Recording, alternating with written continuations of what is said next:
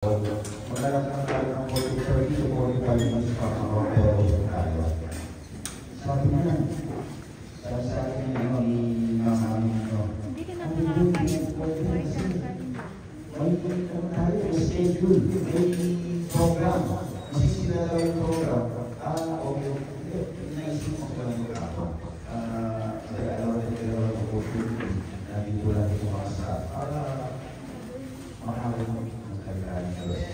Kung gusto mangyari ito, alam niyo, yung mga sama-sama ako, alam niyo, hindi ka kumain, di ba? Ano ang ganito?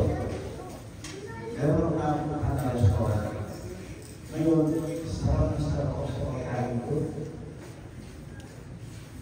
Nag-ito sa ambulance, ang quality ng soup. So, ang gagawin ko, kahit sana ako yung mga kaibigan ko, ako pa yung mga staff ko, ang gagawin ko.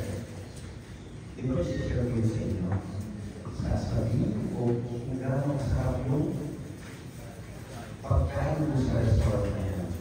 Kaya parang sinihin na ako. Alam ko yung restaurant na sa mga ko, pinakain ko sa mga pinakain ng puto na restaurant.